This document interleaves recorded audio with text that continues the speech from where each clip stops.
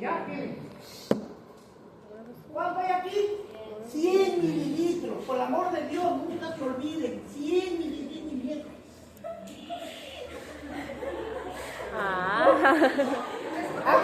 Yo tengo papel. Que me va a salir carísimo. Está bravo.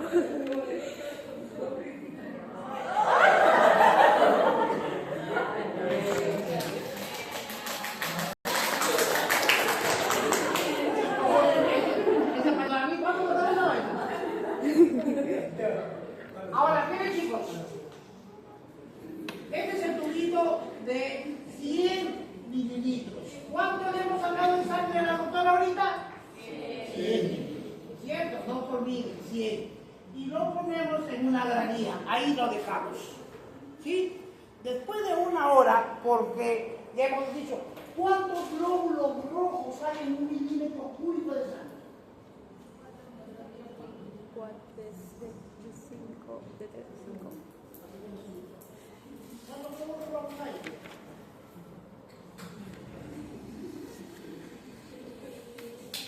Hay de 3.5 a 5 millones por milímetro cúbico de sangre. ¿Cuántos glóbulos blancos? De 4.000 a 10.000. ¿Cuántas plaquetas? De 150.000 a 450.000. No olviden, en un mililitro de estos 100, en un mililitro, ¿cuántos glóbulos rojos hay? De 3.5 a 5.5 millones. Pregunto, ¿por qué la sangre es roja? Por la cantidad que hay.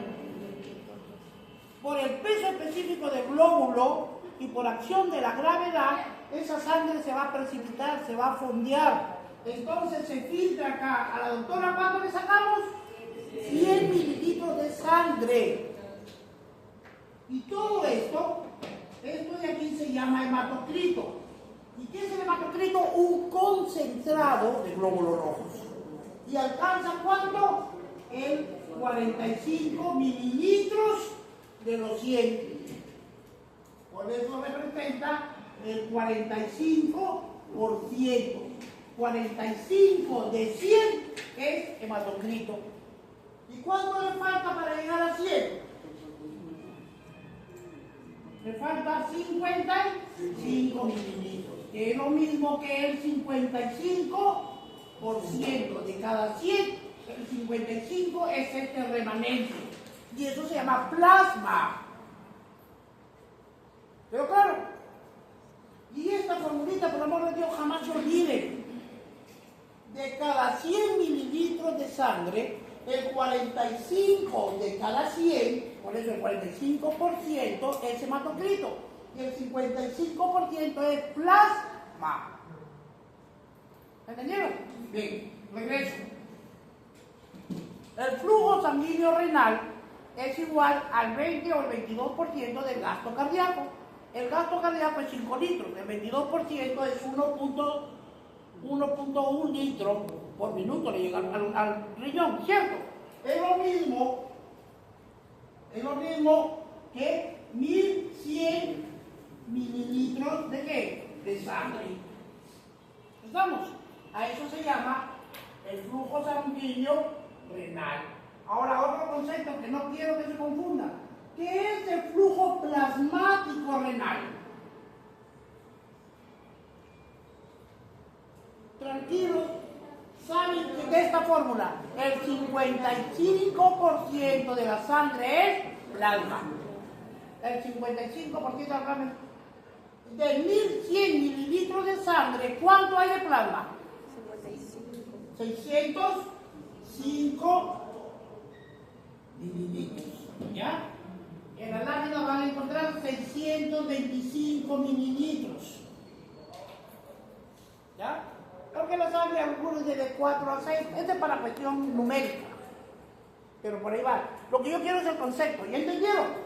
No confundan el flujo sanguíneo renal con el flujo plasmático renal. El riñón filtra plasma. Por lo tanto, al riñón, ¿cuánto le llega? 1100. ¿Cuánto llega de plasma? 600 a 625 mililitros de plasma por minuto. Y eso lo tiene que filtrar. ¿Quedó? Bueno, seguimos.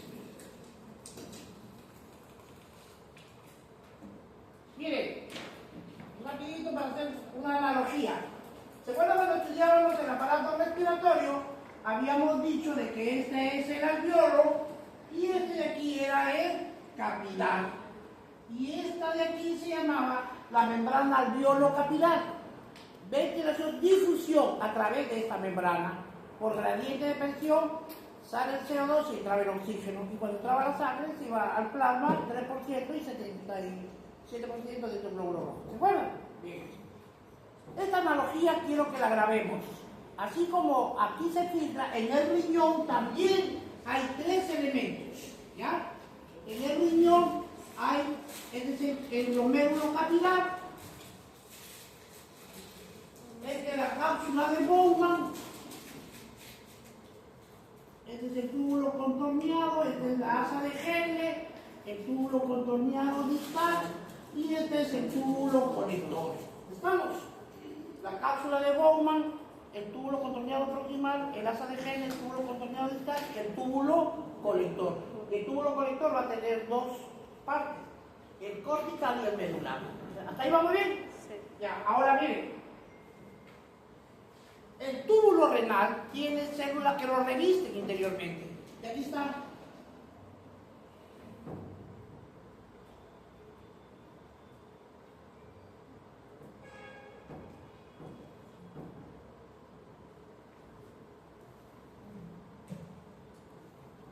El túbulo renal. Sí, y eso reviste a todo, ¿ah? Reviste a todo el riñón. Cuando vean la estructura, supongo que en histología les va a enseñar. ¿Cierto? Esa se llama la célula de revestimiento. Ahora, miren chicos, en la cápsula de Bowman, estas células se llaman células epiteliales de revestimiento de la cápsula de Bowman. Quiero una analogía. ¿Se acuerdan cuando hablaron de serologías? De la serología serológica, perdón. La membrana, la pleura, tenía 2 capas. Una parietal y una visceral pegada al pulmón. El pericardio tenía 2 capas, una parietal y una pegada al epicardio. ¿Sí? Apliquemos esa semejanza. Las células epiteliales tienen 2 capas, una parietal que está en la pared y otra visceral que está adherida al glomérulo. Y aquí sufre algunas pequeñas modificaciones. Y a eso se llama podocitosis. ¿Correcto? Ella pasó por la otra. Vienen tarde. ¿Hasta ahí me van siguiendo? Ahora, aquí hay una membranita, la membrana basal. ¿No es cierto? Por histología. Y esto, si yo lo corto aquí, este viene a ser la membrana capilar glomerular, la membrana que filtra. Así como acá se llamaba la membrana alveolo capilar, la membrana de filtración renal está formada por el capilar arterial, la membrana basal y el podocito. ¿Y qué es el podocito? Es una célula epitelial que pertenece al revestimiento de la cápsula de Bowman. Los otros elementos son vasculares y el podocito es parte del túbulo renal. ¿Quedó claro eso? Muy bien. Ahora, entonces, esta membrana capilar glomerular, la que va a filtrar, tiene 3 elementos. El endotelio capilar, la membrana basal verde y el podocito, que es una célula de revestimiento de la cápsula de Bowman, es una célula epitelial. De aquí ya viene la característica. Vamos a hablar del primer elemento, del elemento capilar arterial. ¿Cuál es la característica? ¿Cuál es la propiedad, el atributo que distingue a este capilar de los demás capilares del cuerpo humano? Que la capa endotelial es fenestrada. ¿Y qué es fenestrada? Está llena de huecos. Tiene poros, harto huequito. Esa es la característica. Y de paso nos dicen que cada huequito tiene 8 nanómetros de diámetro. ¿Ya? Esa es la capacidad del capilar endotelial. Las fenestraciones, sinónimo de huecos, poros. Ahora, las proteínas de la membrana del endotelio tienen carga negativa. Dificultan el paso de la proteína plasmática, permite el paso de agua y soluto plasmático. Chicos, las proteínas tienen carga eléctrica. Y esto nunca va a cambiar. ¿Cuál es la carga eléctrica de las proteínas? Negativa. La carga eléctrica de la proteína es, la carga eléctrica de la proteína es, la carga carga eléctrica de las proteínas es negativa. Y la membrana basal es de la parte del epitelio fenestrado. ¿Cuál es la característica fundamental del capilar arterial? Las fenestras, los huecos, los poros. Miren cuánto, 8 nanómetros de diámetro. Y el endotelio tiene sustancias glucoproteicas que le confieren una carga de negatividad. Luego pasamos a la membrana basal, que es la verde.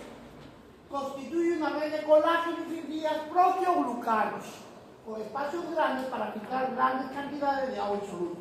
Los proteoglucanos de la membrana basal, o sea, de la verde, tienen carga negativa. Dificultan el paso de la proteína plasmática, permite el paso de agua en solutos plasmáticos. Entonces, si la membrana en conjunto, tanto el capilar fenestrado, la membrana y el podocito, toda esta membrana de filtración tiene una carga negativa. Y las proteínas tienen carga negativa. Eléctricamente, cargas iguales se repelen. Para que haya filtrado hay dos variables. Uno, el tamaño de la molécula. Si la molécula mide más de 8 nanómetros, no sale, pues, porque ese huequito mide 8. Si tiene más de 8, no sale. Pero, por ejemplo, la albúmina puede tener un diámetro de 6 nanómetros y el hueco es de 8. Pregunto, ¿puede salir? Mecánicamente, ¿puede salir? La respuesta es sí. Pero ¿por qué no sale? Por el componente eléctrico. Cargas iguales se repelen.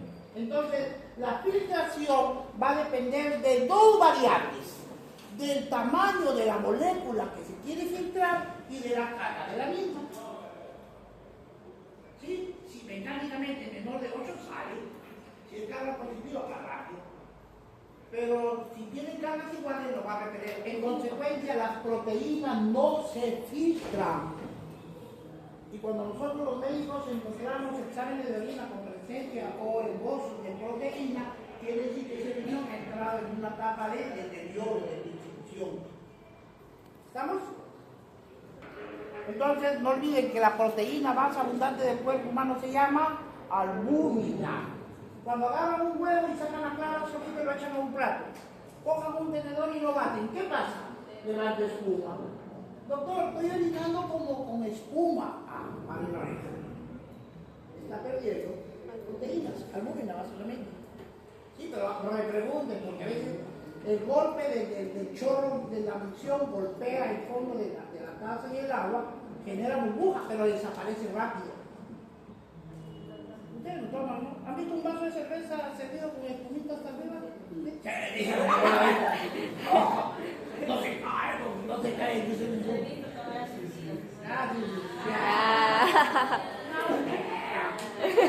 Entonces, chicos, así como permanece, el que micciona esa burbuja no desaparece en otra ciudad.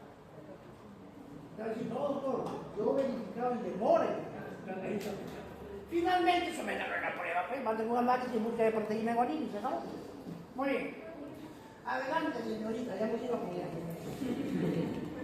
Y la tercera capa es los podocitos, que son células endoteliales, es de revestimiento. Estos podocitos son células epiteliales que rodean a la membrana basal, que forman podocitos. Podo, piecito en forma de pies, ¿no? Pseudópodos, falsos pies. La ameba se mueve por pseudópodos, falsos pies. Entonces, esos podocitos tienen espacios separados, son los poros de hendidura. Se acuerdan que el podocito es como un cerrito que sale y entra, sale, entra. En esa entrada, en esa base, en ese vallecito, se encuentra el diafragma de la hendidura de filtración. Ese es el elemento que ayuda a retener algunas sustancias que no pueden ser filtradas. Entonces, los poros de hendidura son espacios separados de los podocitos y filtra el líquido glomerular.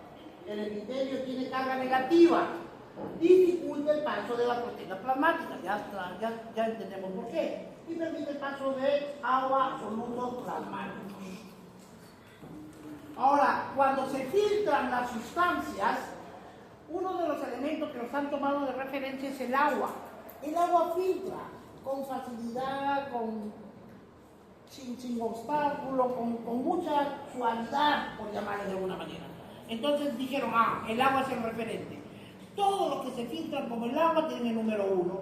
Entonces, la capacidad de filtración de la sustancia de la membrana basal es inversamente proporcional a su tamaño y peso molecular y también a su carga eléctrica. Recuerden, ¿cuáles son los factores que determinan la filtración de una sustancia? El tamaño de la molécula y la carga de la molécula.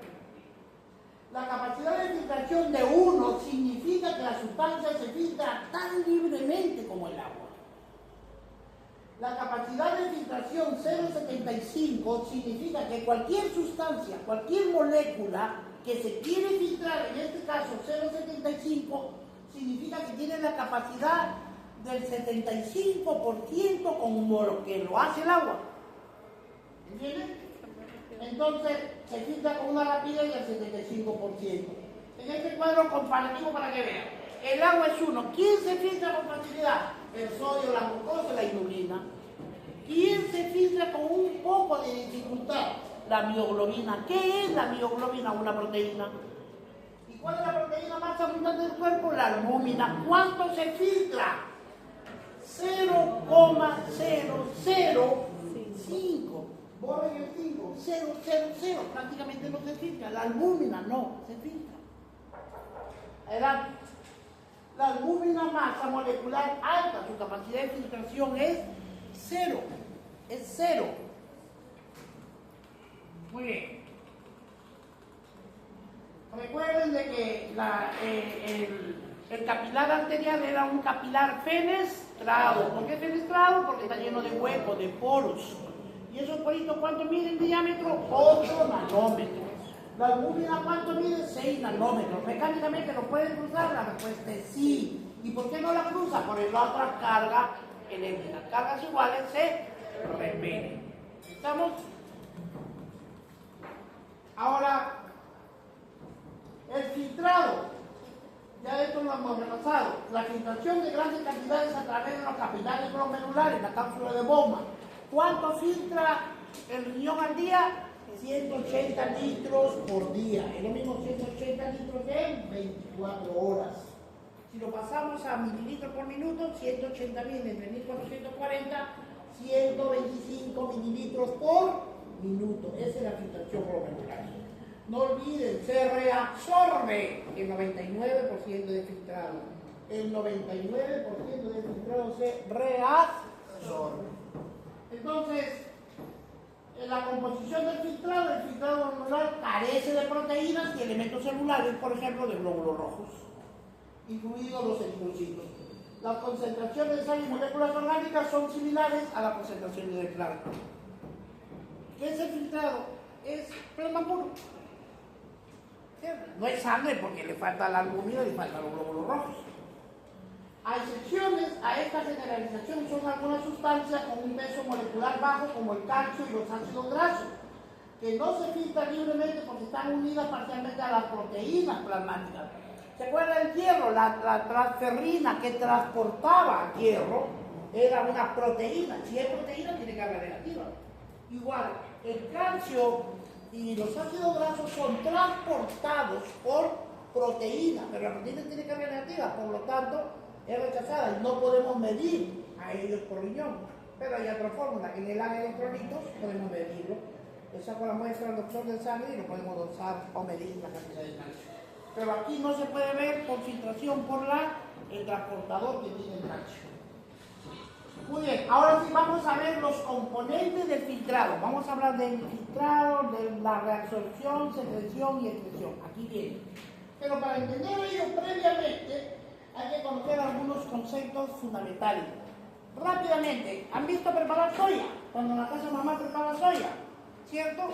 Saca la soya y después la cola, ¿no es cierto? Pero todo eso también tiene contenido. Agarra un trapito blanco, ¿sí? Suave, lo mete y la mamá lo envuelve, lo hace así, en un círculo y le hace presión, lo exprime, le genera una presión sobre el área del trapo y lo que cae vuelve a caer soya. Y luego el afrecho se queda recontraseco porque lo recontrafiltró por la presión. El filtrado implica ese elemento, la presión. Sin presión no hay filtrado. Y el trapito contiene toda la soya está extendida en un área de ese tramo. Hay dos elementos, el filtrado y el área de filtración.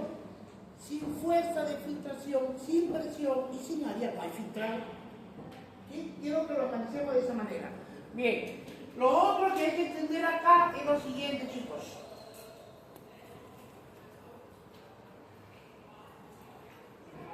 Miren,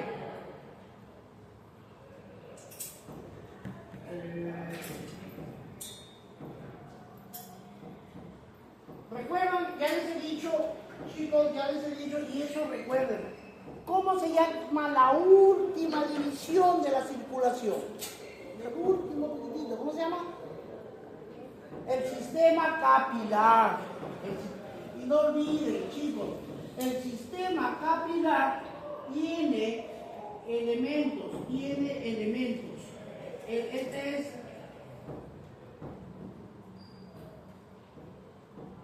el capilar arterial.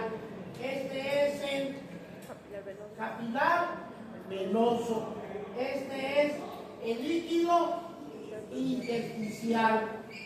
Y estas son las células, que finalmente es el tejido, es el órgano, es el ojo, es el cerebro, el corazón, ¿cierto? El conjunto de células de la misma forma y función forman tejido, los tejidos forman órganos sistemas, ¿cierto?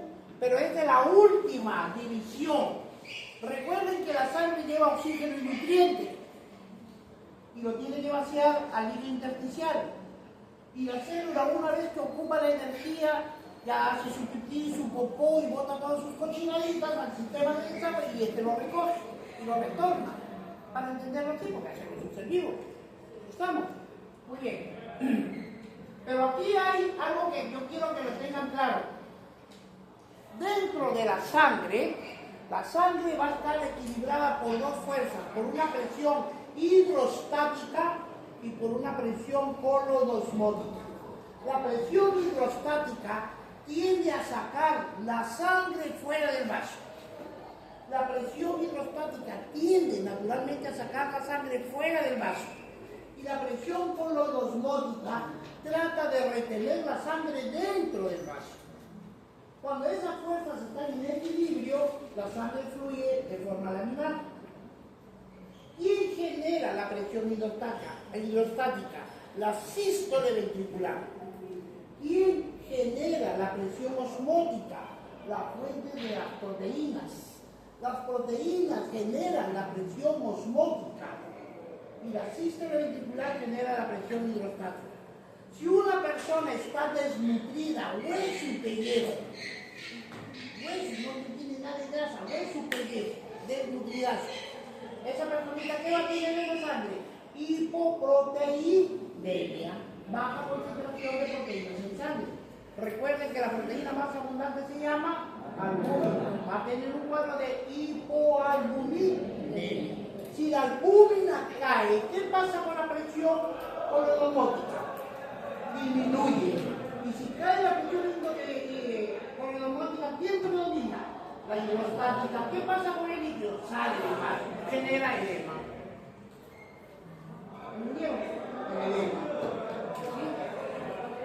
Yo me acuerdo que cuando estaba, ya estábamos en medicina, en quinto, sexto, ya en medicina, pediatría. Un padre venía y decía, oye, pensé que no me llamo pediatría. Allá hay chiquitos de nutrición, no hay.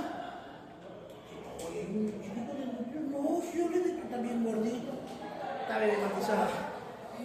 Bien, entonces, bien chicos, ¿por qué les hago decir esto? Porque en el capilar arterial hay dos presiones, la hidrostática y la colodosmótica. ¿Qué hace la hidrostática? Tiende a sacar al líquido fuera del vaso. Si la arteria me trae oxígeno y nutrientes, pregunto, en el extremo capilar arterial, ¿quién es mayor, la presión hidrostática o la presión colodosmótica? A ver, piensen. En el capilar arterial, ¿cuál de las presiones predomina? ¿La hidrostática o la colodosmótica? La hidrostática. ¿Por qué? Porque tiende a sacar la sangre, sino de qué manera va a entregar el oxígeno y el nutriente. ¿Me entendieron? Y en el extremo ¿quién predomina? ¿La presión hidrostática o coloidosmótica? Lo coloidosmótica es como si jala líquido para que pueda regresar. ¿Me entendieron? Ahora, hasta ahí me entendieron. Ahora vamos a analizar al líquido intersticial. Recuerden que este líquido representa el 15% del peso del individuo, que hay alto líquido. ¿Dónde regresa? Con las vénulas. Y lo remanente, ¿quién lo agarra? Ahí nacen los vasos linfáticos. Los excesos que no pueden entrar a la vena, los chapan los linfáticos con las proteínas que quedan dentro y las lleva de regreso. Esa es su función. Eso es lo que les preguntamos en la última. Pero veo que nadie se entendió ese espacio. Bien, el líquido intersticial también están las dos presiones. La hidrostática y la coloidosmótica. En todo líquido tiene esas dos presiones. Ahora escuchen la pregunta. El líquido intersticial en el extremo capilar, ¿quién predomina? ¿Su presión hidrostática o coloidosmótica del líquido intersticial? En el extremo capilar arterial del líquido intersticial, ¿quién predomina? La coloidosmótica, porque lo ayuda a sacar al producto del vaso, más la presión hidrostática sale. Y en el extremo venoso del líquido intersticial, ¿quién predomina? ¿La presión hidrostática o la presión coloidosmótica? La hidrostática. La hidrostática empuja el líquido dentro de la vénula. Y dentro de la vénula, la presión osmótica es mayor. Le facilitó. ¿Me entendieron eso? Perfecto. Ahora sí seguimos entonces. Vamos a ver los componentes del filtrado glomerular. Para eso, chicos, hay que tener en claro conceptos. La velocidad del filtrado de capilar glomerular ya hemos visto. ¿Cuánto filtra al día? 180 litros al día. El flujo plasmático renal. Empecé la clase así. No confundan el flujo sanguíneo con el flujo plasmático. Al riñón, ¿cuánto de flujo sanguíneo le llega? El 20 al 22% del gasto cardíaco.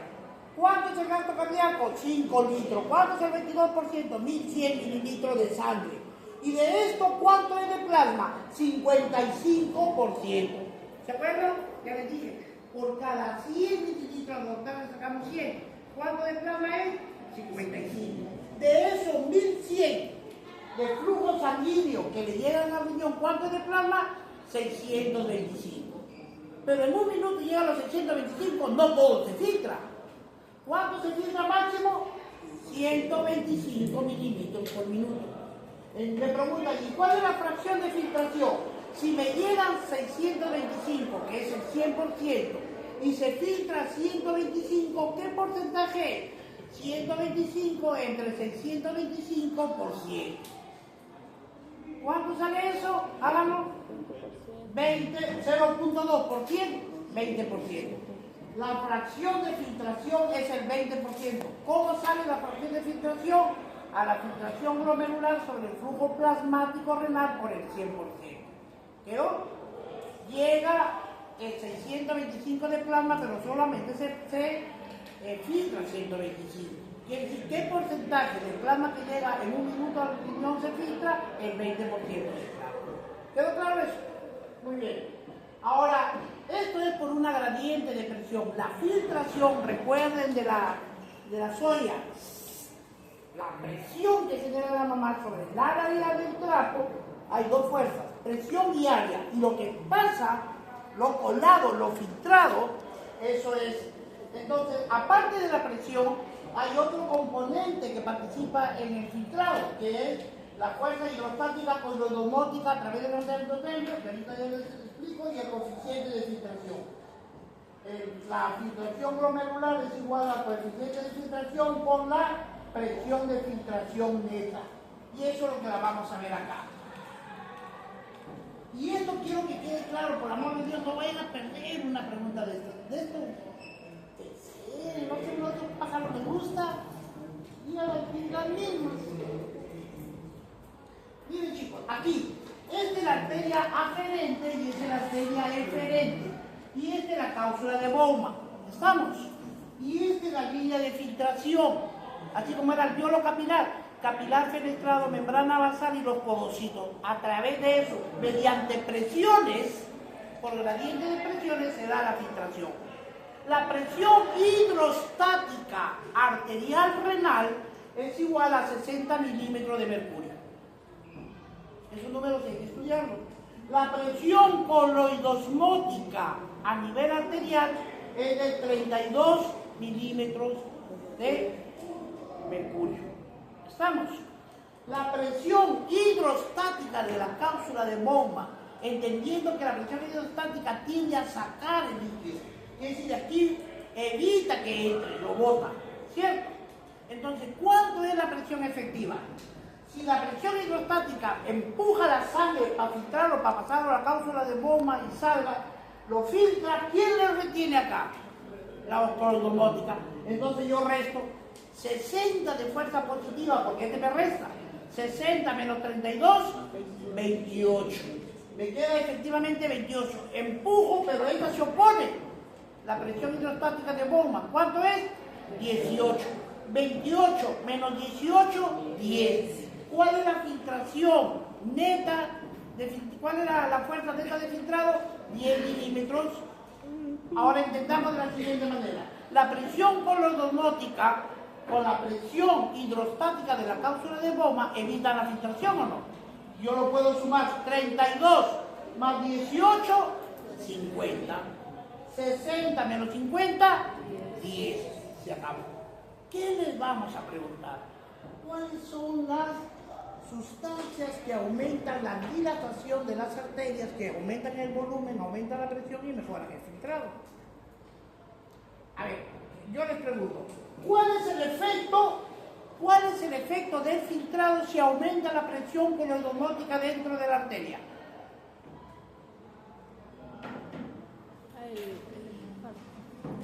Doctor, si quiero reírse, le hago hasta que me distrae. Tú con el último, tú. Compañito, te vas. Yo les he dicho por mí, ni se preocupen. Pero no distraigas. La señorita de lado también te hace la tabla. Vayan a conversar las escaleras. De verdad, ¿no quieren entender? Yo no me hago bolas. Pregunto, ¿cuál es el efecto del filtrado si la presión coloidosmótica aumenta? Disminuye. Pues, chicos, disminuye. ¿Cuál es el efecto de la presión hidrostática si cae la presión hidrostática?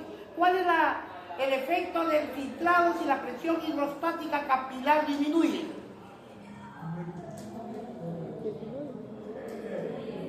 Escuchen, ¿cuál es el efecto del filtrado si la presión hidrostática capilar disminuye? También disminuye, chorro, tiene que disminuir. ¿Cuál es el efecto del filtrado si aumenta la presión hidrostática? Aumenta el filtrado. ¿Cuál es el efecto del filtrado si aumenta la presión coloidosmótica?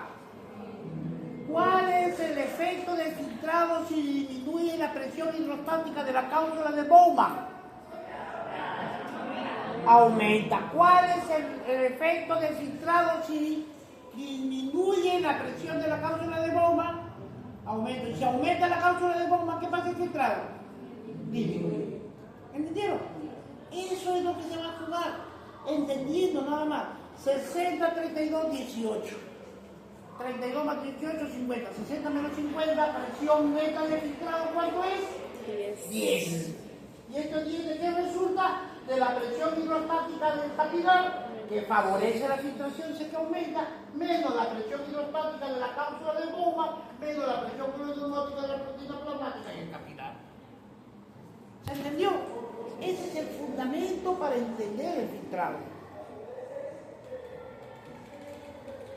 Ahora vamos a ver la segunda variable de filtración. La primera es por gradiente de presión. Presión hidrostática y coloidosmótica dentro de los vasos, presión hidrostática y coloidosmótica dentro de la cápsula de bomba. A ver, aquí quiero hacer una salvedad un chiquito para que... A ver, miren chicos, esto es importante en lo siguiente. Este es un riñoncito.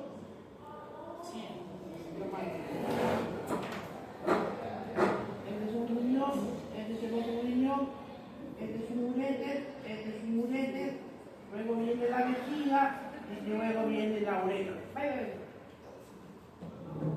chicos, puede ocurrir, sobre todo en los varones, que la próstata, que es un órgano que abraza a la uretra cuando sale de la vejiga, aquí, se obstruye la próstata, cierra el paso, o un cálculo se queda ahí, o un cálculo puede quedarse aquí.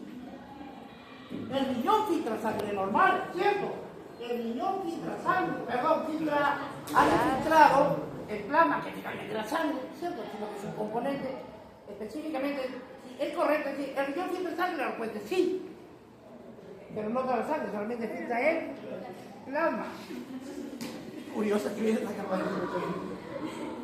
Ahora, miren chicos, el riñón forma la orina, y la orina viene y encuentra un obstáculo aquí. Pudo haber estado bien y encontraba en la orina el obstáculo acá. Forma un obstáculo. Entonces el riñón viene y la orina ya no pasa. ¿Y qué hace? Se genera un reflujo retrógrado. La orina se regresa. Entonces, ¿qué le pasa al riñón? Aumenta de tamaño. Aumenta de tamaño. Y a eso, ¿cómo se llama? Hidronefrosis. Aumenta el tamaño por una obstrucción. Entonces, si esto genera, regresa, aumenta la presión dentro del riñón. A esa presión se conoce como la presión en la cápsula de Bowman. Pregunta, ¿en qué condiciones aumentaría la presión hidrostática en la cápsula de Bowman? Por obstrucción de las vías, ¿cierto? En los uréteres, en la vejiga o en la uretra. ¿Estamos? Entonces, esas obstrucciones. Cuando un paciente llega con falla renal, uno primero mira, pum, pide una ecografía, bingo, aquí está, cálculo, llamen al urólogo. El urólogo se trata solamente, su chamba es que las vías sean permeables. Si hay obstrucción, ellos entran y operan. ¿Cuánto más o menos tiene ese límite de diámetro del cálculo? Dependiendo, hay cálculos, depende, porque los túbulos renales tienen capacidad de distensibilidad, ¿sí? Pero hay cálculos que por sedimento van cayendo en las paredes, se acumulan, cierran la luz del vaso y se acumulan. Hay cálculos de predisposición genética, la poliquistosis renal. Hay familias que tienen cálculos coraliformes y lamentablemente familias enteras terminan en diálisis. Yo tengo cálculos de dos visiones, uno de 3, uno de 7. Ya uno de 3, uno de 7, el diámetro de puede ser 0,89, no podemos dar falta de agua. Entonces, miren, puede generar ese problema. ¿Estamos? Entonces, cuando hay una falla renal obstructiva, lo resuelve el urólogo. Si un paciente entre falla renal y el examen dice que las vías están permeables, lo trata el nefrólogo. El nefrólogo ve la función renal. Es clínico, no opera. Muy bien, ¿ya entendieron? Entonces, los cuadros obstructivos de las vías del sistema renal generan y traducen el incremento de la presión en la cápsula de Bowman.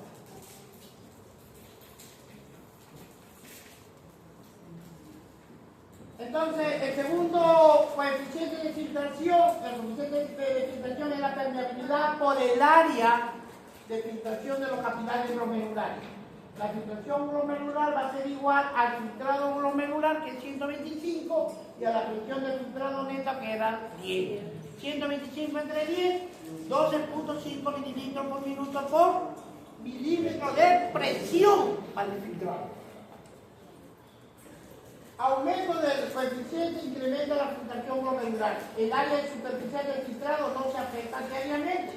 En enfermedades crónicas como la diabetes y la presión, toda la membrana del glomérulo empieza a fibrosarse, a cicatrizarse, a endurecerse, y a veces es continua o segmentada. Por lo tanto, el filtrado disminuye la diuresis y el paciente entra en falla renal. Llega el momento en que todo se cierra y el paciente ya no puede orinar y entra en diálisis. 7 de cada 10 pacientes con presión alta terminan en diálisis. 7 de cada 10 hipertensos terminan en diálisis. Eso es importante. Y la hipertensión arterial no da síntomas. Eso es lo que me acabo de para el curso, que ya lo están leyendo. Se llama asesino silencioso porque no dan síntomas. Y las pocas veces que dan, doctor, me duele la cabeza, tengo zumbidos, veo como candelillas, veo puntitos negros, me da mareos.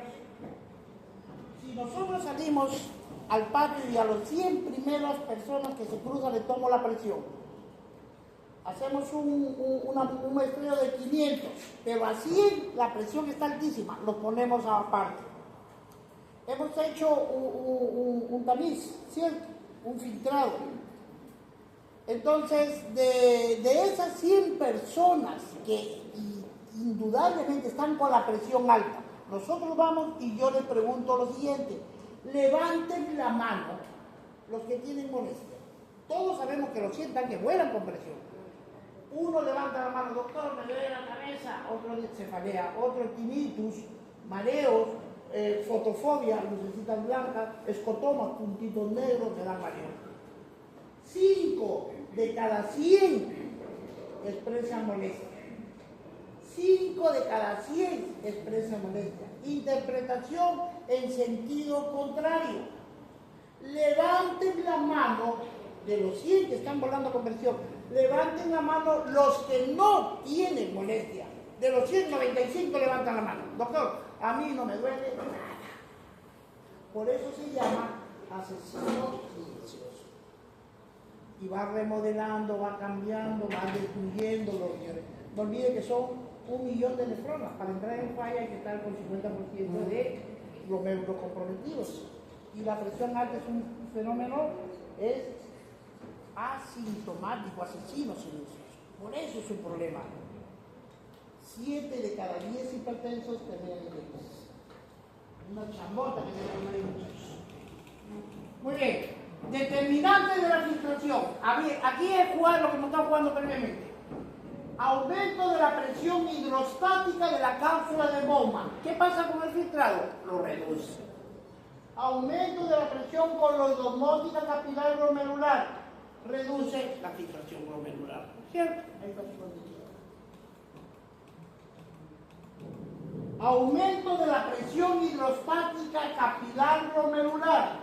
Incrementa la filtración glomerular. ¿Y cómo es el significado? Miren, recuerden, chicos, de que esta es la arteria aferente y esta es la arteria eferente. Esta tiene un diámetro, por decir, de 10. Ya se me ocurre, 10. Esta tiene un diámetro de 4. Porque ¿qué pasaría si esta tiene 10 y otra tiene 10? La sangre pasa laminarmente y no hay tiempo para filtrarla.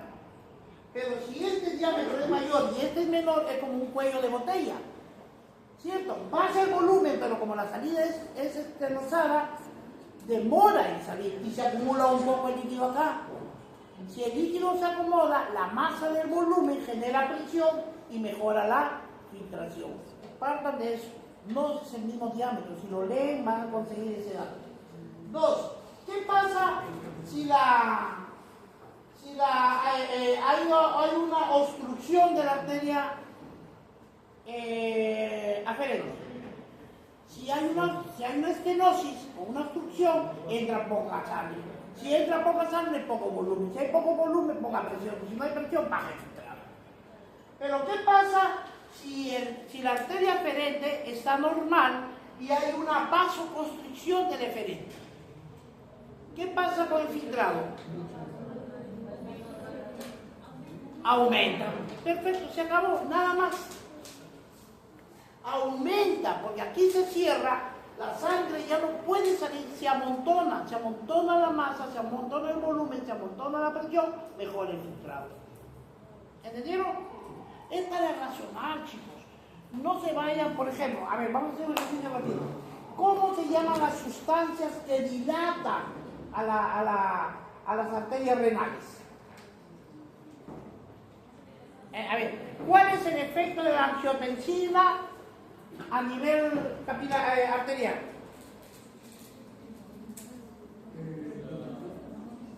¿Angiotensina qué es?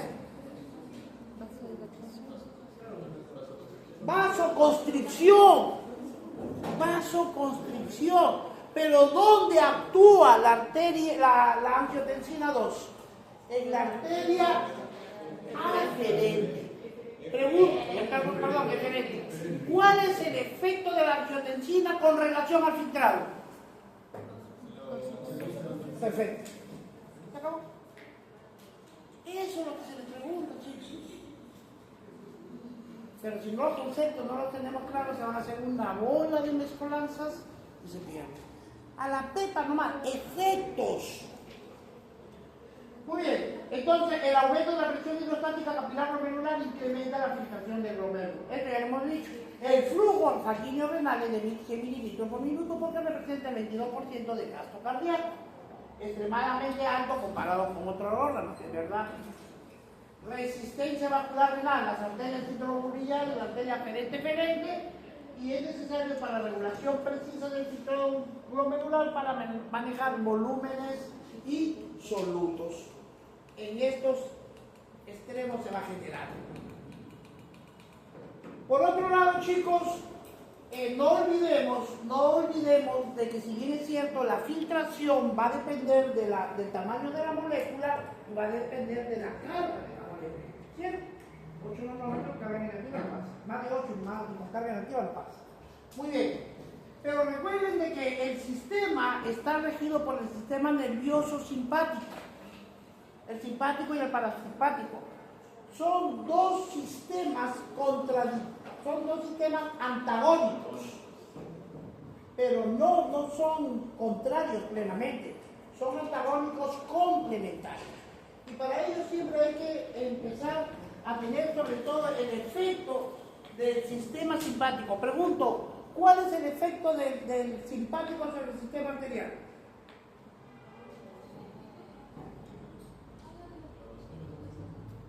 ¿Cuál es el efecto?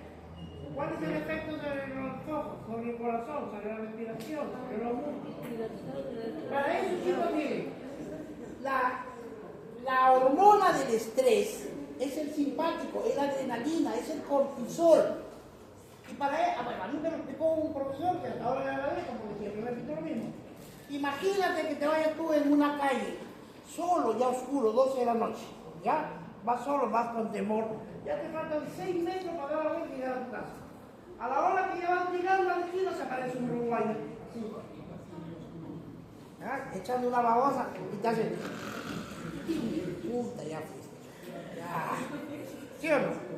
¿Qué hace el cuerpo? Ahora quiero que se imaginen a ese individuo delante del uruguayo. Pregunto, ¿cómo está el color de su piel? Pálido. ¿Por qué? Porque el sistema simpático produce vasoconstricción periférica. Produce y se pone blanco, frío, piroerección, piel de gallina, se le paran los pelos de aquí, se paran. Los ojos se les hacen midiasis. El corazón, la respiración. Y se pone razonable, no, se perturba por el miedo y actúa el instinto. Nosotros somos animales, tenemos la razón y el instinto. Instintivamente, ante la amenaza, el ser humano tiene dos probabilidades. O arremetes, atacas para defenderte, o te avientas a la carrera. No es cobardía, es instintivo, no tiene tiempo de pensar. ¿Estamos? Entonces, cuando se cierra el vaso, se cierra, te quedas pálido. La sangre ya no pasa. La pregunta, ¿y a dónde se va? Se va a redistribuir para cuidar al cerebro, al corazón y a los músculos. Para que cuando quieras salir corriendo, la glucosa forma ATP 32. Y cuando estás corriendo, el perro va, o un choro, que te siga con un arma. Vas corriendo y el cuerpo te dice, párate para hacer popó. O párate para hacer pitch. ¿De verdad? No. Entonces pregunto, ¿cuál es el efecto del simpático sobre el intestino? Inhibidor. Ahí cambia, es el único órgano. Ahí ¿quién te lo mide? El parasimpático. ¿Quién inhibe? El simpático. Y después que pasa el peligro, empieza a quedar. Y eso es malo para el cuerpo. El sistema empieza a contrarregularse, el parasimpático aumenta y ella regresa. Y cuando llegan a la par pica, ¡fum! Se relajaron los esfínteres. ¿Van a escuchar esa frase después? ¡Ojo, de Dios, se acabó, se vio! Se relajaron los esfínteres. ¿Sí? pero después del peligro. Entonces, eso es importante. ¿Por qué quiero eso? ¿Para qué les cuento eso? Para esto. ¿Qué hace el simpático? Vasoconstricción de las arteriolas. ¿Qué produce? El filtrado del ganglio renal. En consecuencia, cae el filtrado glomerular. La activación del sistema renina-angiotensina-aldosterona. ¿Qué hace la angiotensina con relación al filtrado?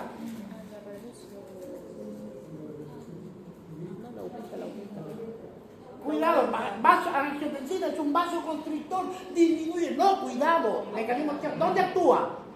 En la arteria diferente. Si la cierra, ¿qué pasa con la sangre? Ya no sale. Si ya no sale, se amontona. Si se amontona, aumenta la masa, aumenta el volumen, aumenta la presión, aumenta el filtrado. ¿Estamos? ¿Qué hace la aldosterona?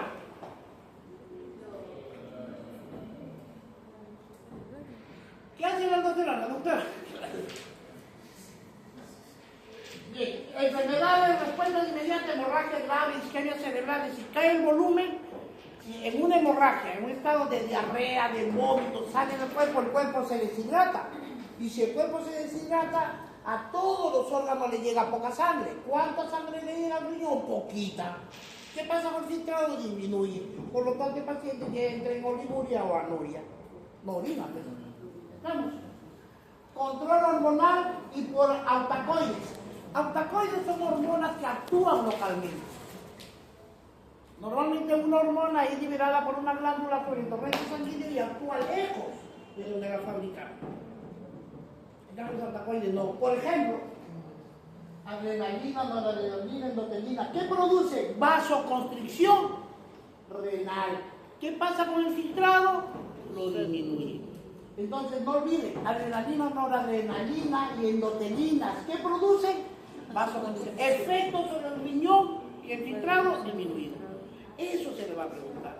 ¿Quién aumenta la dilatación del flujo sanguíneo renal?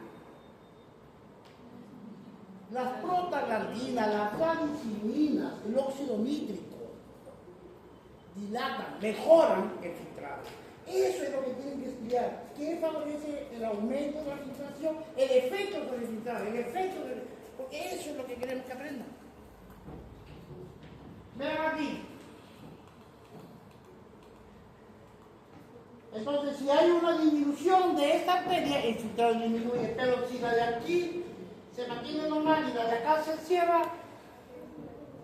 aumenta el filtrado. ¿Cierto?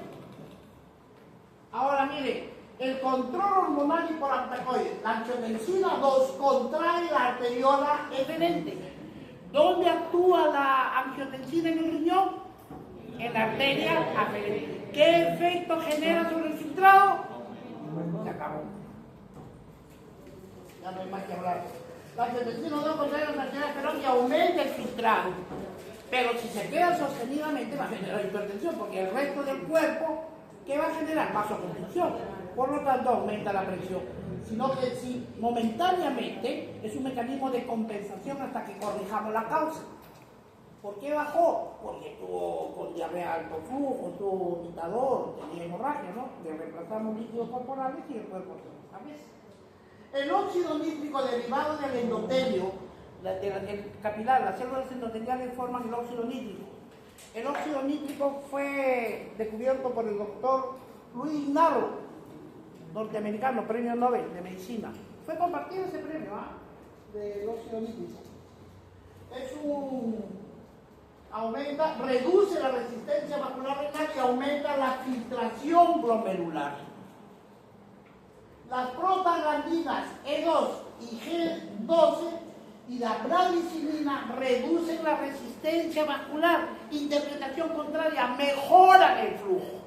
Por lo tanto, mejora la filtración. Miren la angiotensina, ¿qué hace? Cierra aquí, no deja pasar, se acumula, tiene más tiempo, aumenta el volumen, aumenta la presión, aumenta el filtrado. Y en el extremo de acá, ¿quién actúa? El óxido nítrico, las prostaglandinas y la bradicilina. Te pregunta, ¿verdadero o falso? Las prostaglandinas actúan a nivel de la arteria aferente o deferente. Esto es lo que nos van a preguntar. Estos dos actúan aquí y esta actúan acá. ¿Qué tienen en común con respecto a la filtración? Las dos la mejoran. ¿Estamos? Es juego, chicos, es juego. Tiene que estar separando sustancias que dilatan, contraen de acción y efecto sobre la filtración.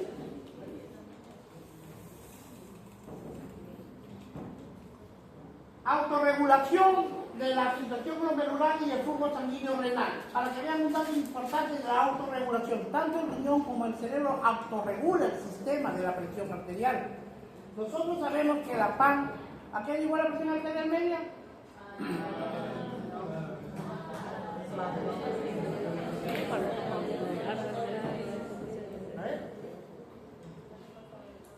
Yo comparta Reto, Alfredo Reto, de Suyana. Yo lo que era la presión arterial media. Joder, si me paso un examen, no me olvidé.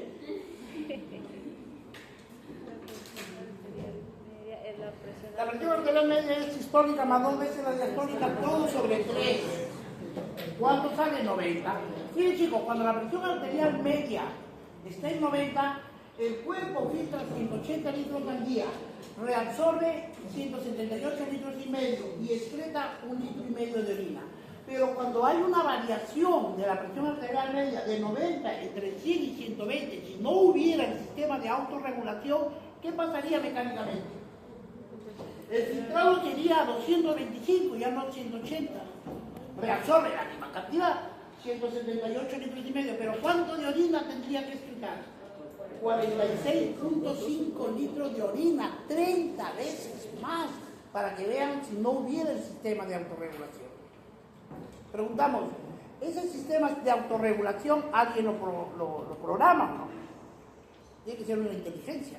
Ningún proceso se cumple si no es supervisado por una inteligencia. Cocinar es fácil, ¿cierto? Diría la que saben hacer. Yo no tengo ni idea de cómo es eso. Pero, por ejemplo, yo puedo decir, necesitamos estufa, las ollas, aceite, ajo, arroz, ¿qué es lo que vamos a hacer? Pero la inteligencia, ¿en qué radica? En el orden. Mete el arroz y después le echo el aceite con el agua, ¿cómo la vaina? El proceso. 2, ¿cuánto de sal le voy a echar? Es la inteligencia. Todos los procesos son a buscar la inteligencia. Y el cuerpo humano es perfecto. Usted lo lee, es apasionante. Es una perfección. ¿Sí o no? Tiene que haber una inteligencia superior. ¿Ah? Muy bien. A ver, una pregunta facilita para ustedes. ¿Cuántos litros de plasma tiene el cuerpo humano? No le diga. No le quiten, no. ¿Cuántos litros de plasma tiene?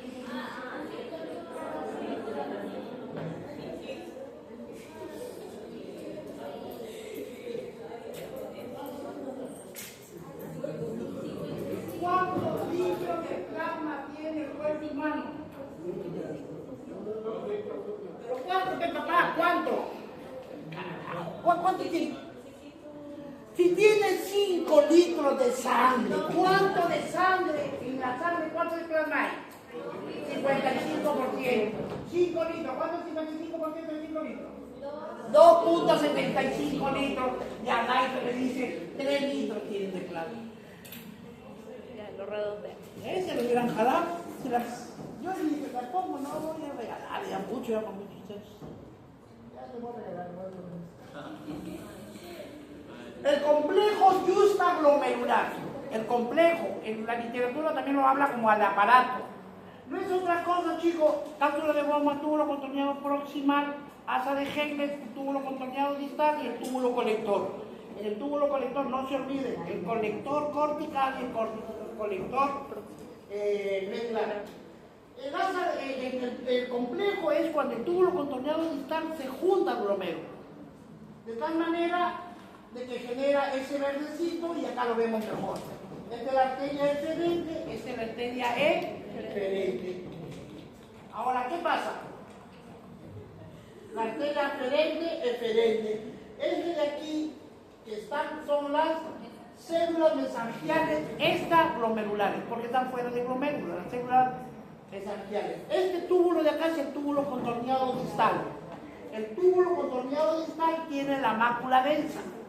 Y la mácula densa está ubicada en el túbulo contorneado distal y detecta los cambios del cloruro de sodio. ¿Sí? Es un varoreceptor. Es un quimio.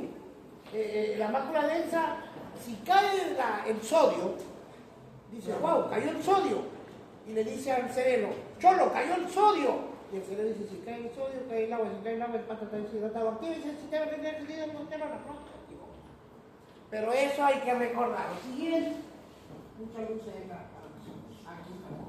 Miren, ya identificado, de todas maneras les voy a explicar.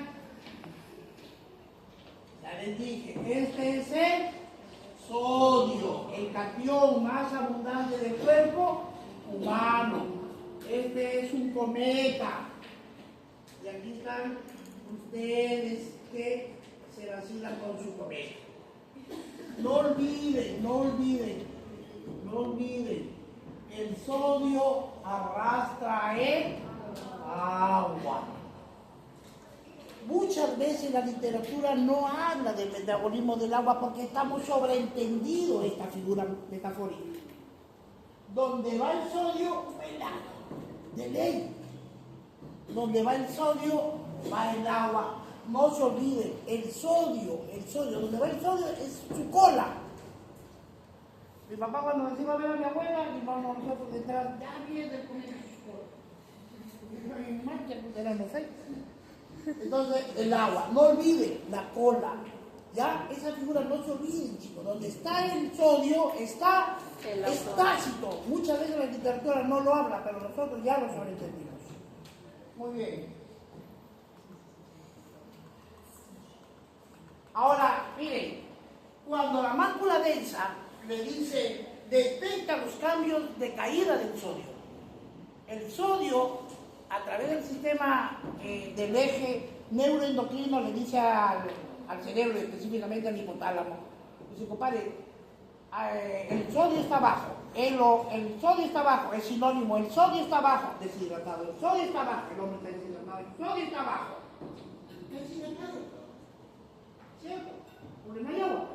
Entonces se activan los sistemas de mecanismo. 1, la C. 2, el sistema renina, angiotensina, aldosterona. Y 3, la hormona antidiurética. Se activa el sistema. ¿Estamos? ¿Para qué le echamos sal al pescado? Para que sea agua rico. ¿Para qué echamos sal? Claro, tú le echas sal y el sal retiene agua. Y el pescado se mantiene fresco. Por eso cuando nosotros los médicos le decimos, señor, usted está conversionado, hay que cuidarse. ¿Ya? Tiene que comer bajo en sal. ¿Por qué bajo en sal? Porque a menos sal, menos retención de agua, menos retención de volumen, menos presión arterial. La sal jala agua. ¿Vio? Muy bien. Ya es lo mismo de lo anterior, no hay mucho que hablar acá. Ahora sí. Ya hemos terminado de la filtración. Ojo al día, repasen bien, conozcan los mecanismos, ¿sí? De la filtración. Luego viene la reabsorción y la secreción. ¿Cierto? Entendemos como reabsorción a qué. ¿Es usted la reabsorción? El paso de las sustancias de la luz del túbulo renal a la sangre. ¿Y qué es la secreción? Es el paso de sustancias de la sangre al túbulo renal para que sea eliminado. ¿Cierto? Sentido común. Entonces, ¿qué quiero aquí? Vamos a hablar de reabsorción y de secreción. Y vamos a hablar por el segmento de que el túbulo contorneado, el asa de Henle, el túbulo contorneado distal y el túbulo colector. ¿Qué elementos se les va a preguntar? El riñón que cuida agua y electrolitos. Tiene que ver dónde se reabsorbe el agua, cómo se reabsorben los electrolitos, sodio, cloro, potasio, magnesio y calcio. ¿En qué segmento? ¿Bajo qué forma se absorbe? Eso es lo que se les va a preguntar. ¿Estamos? Entonces empezamos rápidamente a decir lo siguiente. Recuerden, filtración, reabsorción, secreción, excreción. La excreción de la orina es igual a lo que se filtra menos lo que se reabsorbe, se suma lo que se secreta y sale. ¿Cierto? La excreción urinaria es igual a la filtración menos reabsorción más secreción. La reabsorción es más importante, indudablemente. ¿Cuánto del filtrado se reabsorbe? El 99%. Punto. ¿Sí? Entonces, la velocidad de filtrado de soluto. El filtrado de una sustancia X ¿Cómo hallamos su velocidad de filtrado? La filtración glomerular por la concentración plasmática de la sustancia. Por ejemplo, la glucosa en el plasma es 1 gramo por litro, si lo cambiamos a miligramos por decilitro es 100 miligramos por decilitro. Entonces, el filtrado es de 180 al día y la concentración del plasma es de 1 gramo por litro, entonces se filtran 180 gramos al día de glucosa. No se excreta, se reabsorbe tubularmente 180 gramos. ¿Cuánto se reabsorbió todo? Ya que se filtró 180, ¿cuánto se reabsorbió todo? Y aquí lo tiene. La glucosa se filtra 180, se reabsorbe 180. ¿Cuál es la carga de filtración? 100%. Otro elemento, bicarbonato, se filtra 4320. ¿Cuánto se reabsorbe? 4318. ¿Cuánto se perdió por orina? 2. ¿Cuál es su capacidad de filtración reabsorbida? 99.9%. El sodio, que es el más importante del extracelular, y el líquido intersticial que representa el 15% de esos volúmenes guáridos. 25.560 y el equivalente de sodio se filtran, se reabsorbe 25.410 y se excreta 150. ¿Cuál es la tasa de filtración de la absorción del sodio? 99.4%. El cloro, potasio, la urea y la creatinina. La creatinina filtra 1.8 y excreta 1.8. No se reabsorbe ni se secreta. Por eso le he dado la validez para ser el indicador de la función renal. Los valores normales de la creatinina es 0,6 a 1.2. ¿Sí? Ese es el rango de normalidad. En la medida que vamos envejeciendo o súbitamente hay una falla renal, el punto de corte es 2. Cuando la creatinina esté en 2, hay que buscar la falla de renal. Ahora vamos a ver acá, no quiero que se pierdan, a ver, vamos a hablar de reabsorción y de secreción, pero por segmentos. Vamos a estar en el tubo contorneado proximal. Todo lo que está de naranjadito es reabsorción, lo que está ya es secreción. Y así vamos a meter las láminas para fijarlas. ¿Qué nos interesa? El agua, el sodio, el cloro, el bicarbonato, el potasio. Son los elementos que hemos estado viendo. ¿Cierto? ¿Se acuerdan en el potencial de acción? Sodio, potasio, calcio. ¿Se acuerdan? Eso es lo que me interesa. Reabsorción por contraporte de sodio con la glucosa. El sodio y el agua se reabsorben. El 65% del sodio y el agua se reabsorben en el túbulo contorneado proximal. Por varios mecanismos. Ya les dije, cuando en una solución la fase líquida, la fase sólida, la fase líquida se mueve de un compartimento a otro, se llama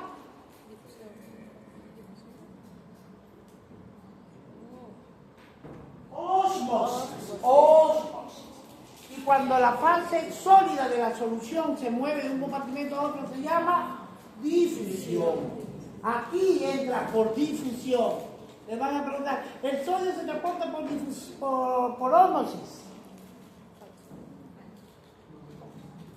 Entonces, vean, hay varios cotransportadores. Mire, hay un cotransportador, se reabsorbe. En ese cotransportador es de sodio y glucosa. Los dos juntos pasan de la luz del túbulo a la sangre, se reabsorben juntos. Ese cotransportador tiene que estar el sodio y la glucosa. ¿Por qué va primerito? Chicos, cuando el ser humano tiene diarrea, alto flujo, de pronto nosotros vamos a estar algunas veces por visita en el campo, en la zona rural, en la campiña, donde no hay botica, no hay nada, y alguien súbitamente se enferma y tiene diarrea alto flujo.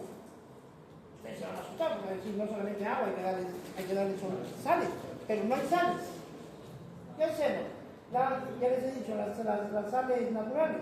Un litro de agua fría, 7 cucharitas de azúcar y una de sal.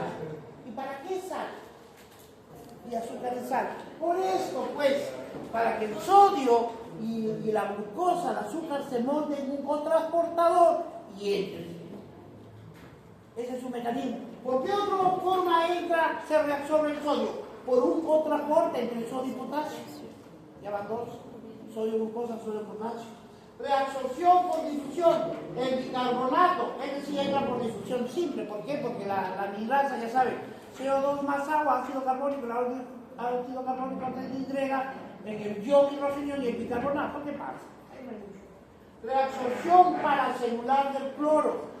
¿Qué es paracelular? No entra a la célula, pasa entre las células. ¿Sí? Entre la célula hay un espacio. A ese espacio entre células, por ahí entra el cloro. A eso se llama difusión por paracelular. Ahora, estos son los que se reabsorben. No. Se reabsorben. Bien, ustedes no ya. Se reabsorbe. Dos, esto se secreta. ¿Qué se secreta? Entendiendo, ya le dije el concepto. ¿Qué es la secreción? Es el paso de las sustancias de la sangre al túbulo renal. Se supone que está envenenando, hay que botarlo. Por eso se llama secreción. ¿Y qué secretamos? Secretamos ácidos y bases orgánicas, saliviales de oxalato, urato, catecolaminas, productos finales del metabolismo, y debe eliminarse rápidamente el organismo a través de eso. Pero no olviden, recuerden que el porcentaje, el sodio y el agua se reabsorbe en el contorneado en el 65%. Ahora nos vamos a la asa de Henle.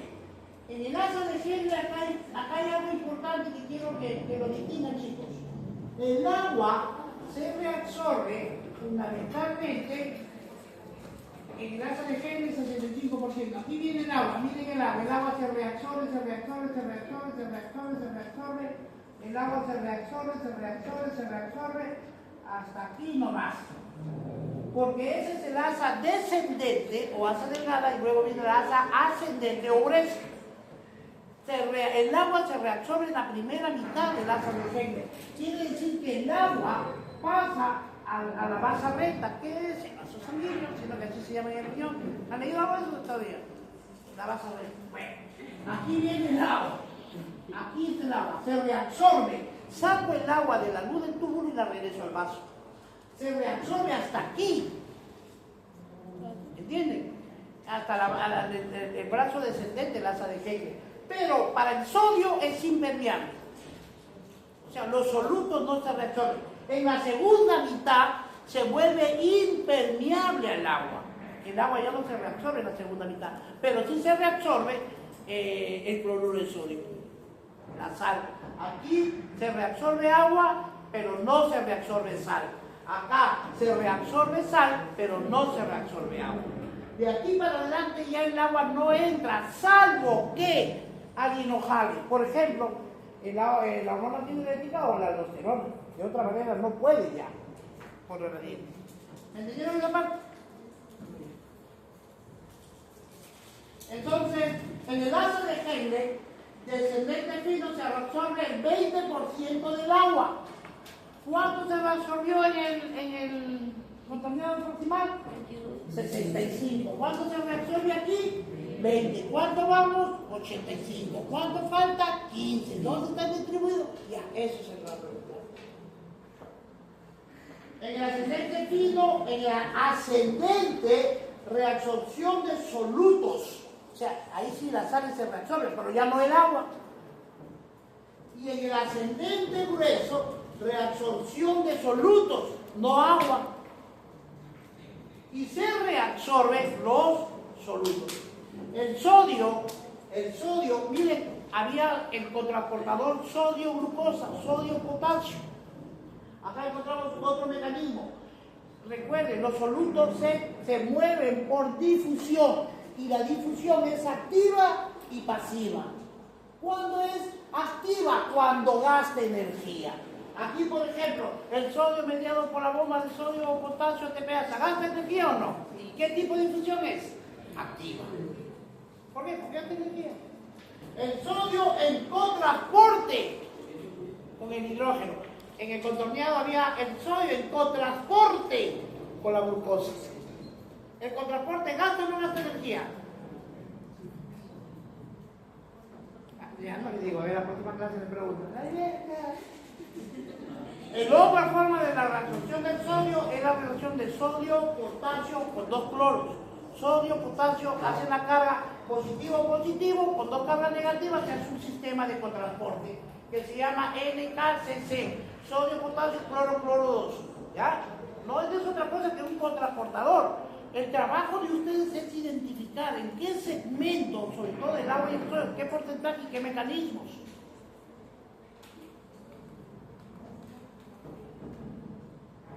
El 25% del sodio, cloro y potasio se reabsorben en el segmento grueso. Ya, del sodio. Ya.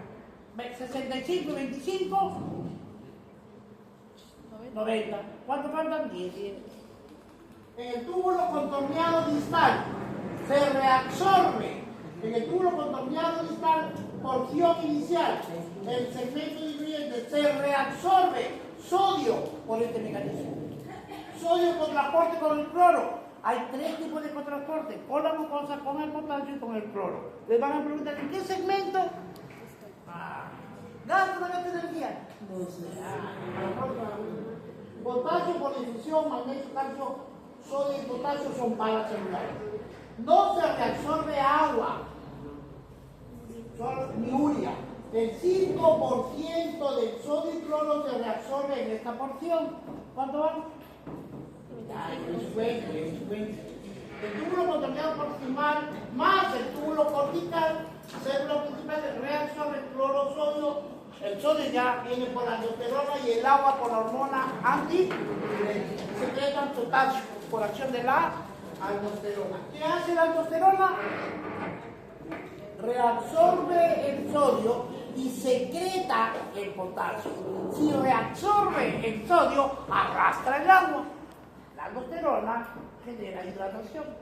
Entonces, el túbulo contorneado proximal, el túbulo cortical más el túbulo contorneado distal, porción final.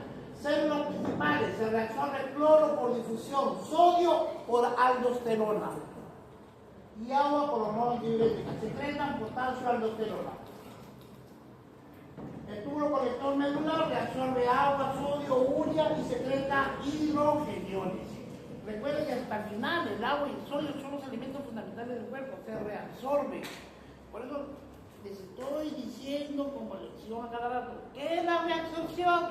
Es el paso de la luz del túbulo para acá. ¿Y por qué lo pasa? Porque lo necesitas.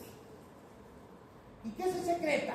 Del vaso sanguíneo al región. ¿Por qué? Porque no lo necesita, es tóxico, que se elimine, que salga con la orina. Entiéndalo así para comprender. Hola. No, a mí me faltan 20 minutos. Ya les dije, ya no me interrumpe, ella nomás se levanta. Tribu, vamos, se va. A ver, control hormonal, la aldosterona. ¿Qué hace la aldosterona? Estimula la reabsorción de sodio y excreta el potasio, ¿no es cierto?, de la retención de agua. Estímulo, aumento de la concentración extracelular de potasio. ¿Qué pasa si el potasio empieza a aumentar en la sangre? Aumenta el potasio, el potasio, el potasio. Si el potasio aumenta, siempre ese ser humano en cualquier momento me hace un paro cardíaco. ¿Qué tenemos que hacer? Se activa el sistema de compensación. Venir a que te tira la aldosterona viene y secreta el potasio, pero reabsorbe el sodio por ese mecanismo. ¿Dónde actúa? Aldosterona, ¿dónde actúa?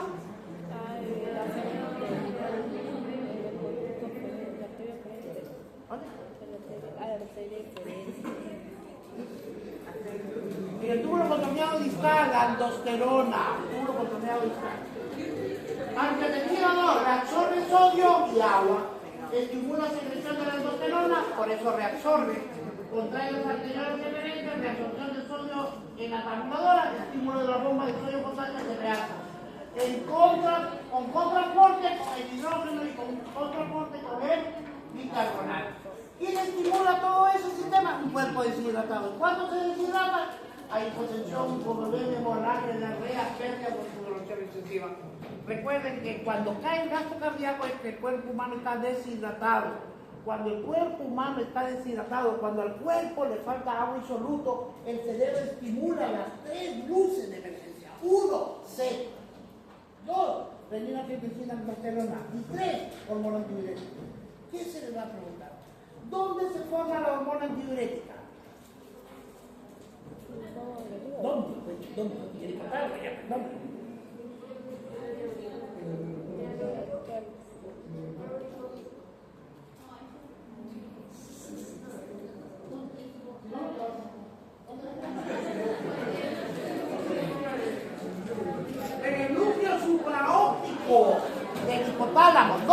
almacena en la neurohipófisis. ¿Con quién? Son dos nomás. ¿Quién está en la neurohipófisis? Con la oxitocina. Muy bien, doctora. Ya tiene 21 ya.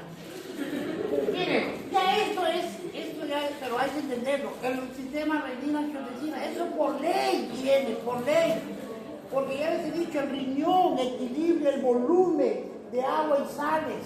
Esto debemos tenerlo claro. El hígado libera una proteína que se llama angiotensinógeno.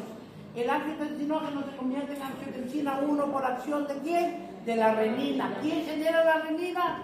Las células justamembrales. La angiotensina 1 se convierte en angiotensina 2 por ¿quién? Por la acción convertidora de angiotensina. ¿Quién la secreta? Los pulmones.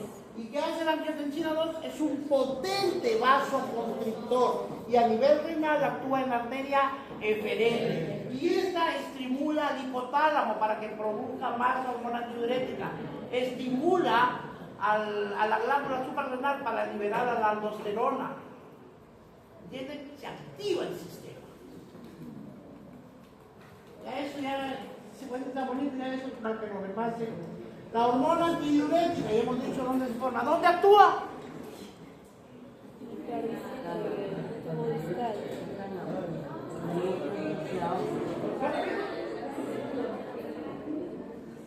Ya te conozco, Bolívar. Sí, Bolívar también tiene, está parejo. La hormona, ¿dónde actúa? En el túbulo colector. ¿Actúa en qué receptores? Acuaporina 2. Acuaporina 2. ¿Cómo se sintetiza la acuaporina 2 y cómo se adhiere a la célula? Vayan a leer, vayan a leer. Te juro que si yo les suelto todo tan felices, ¿no? En la clase anterior vengo y me dice el delegado, me dice, doctor, hay un señor que está contratito, creo que lo van a evaluar. Y como nunca me dice tanto, porque para subir los ascensores, 40.000 personas. Llegué, patas y sector único, ya igual, empecé. Me dijo, doctor, lo felicito, usted explica bien, está bonito, yo aprendí mucho. ¿Qué no?